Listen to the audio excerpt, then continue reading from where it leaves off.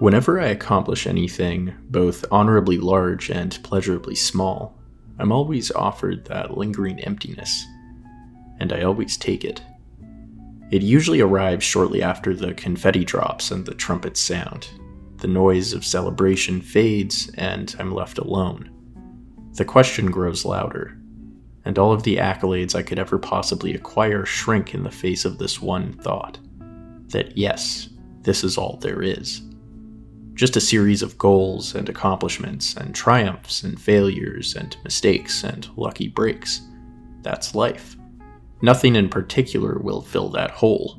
It makes you want to just break away from it all, to drift further and further into a purely hedonic existence, a pure savoring of the present as is.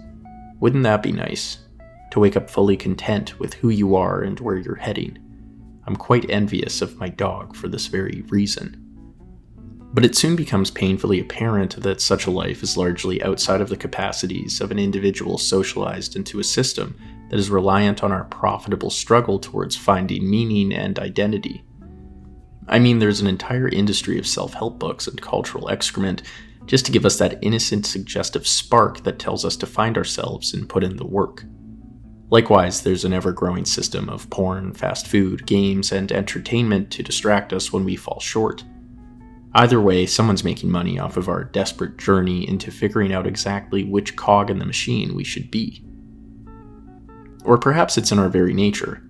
In the same way that the housefly lives for spilt syrup and speedy sex, are humans genetically destined to live little dissatisfied lives of pursuing goals that will never fill the emptiness within? Maybe this futile urge to become something, to make something out of our lives, is the fuel that brought us here.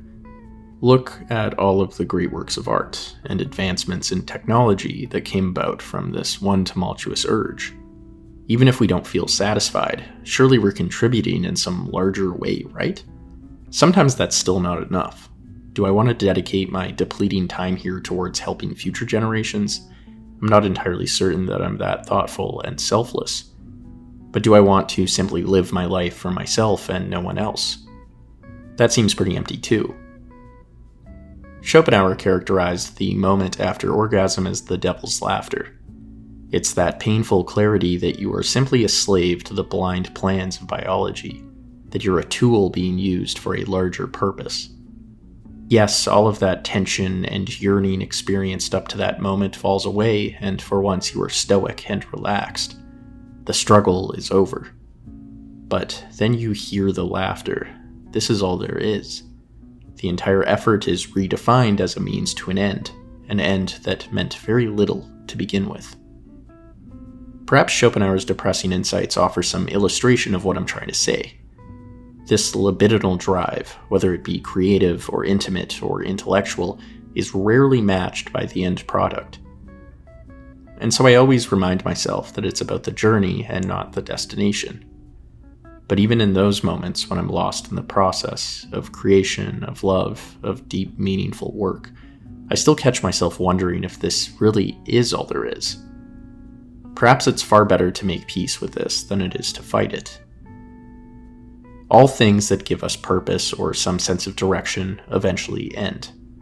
Whether it be the people we love, the song we can't stop listening to, or the work we create, it draws to a close. The purpose is built into the very fabric of impermanence. It means so much to us because it will all be gone.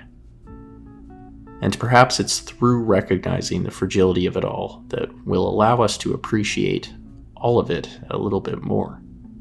No matter how hard it is, to say with a delicate balance of maturity and wonder, yes, this is all there is.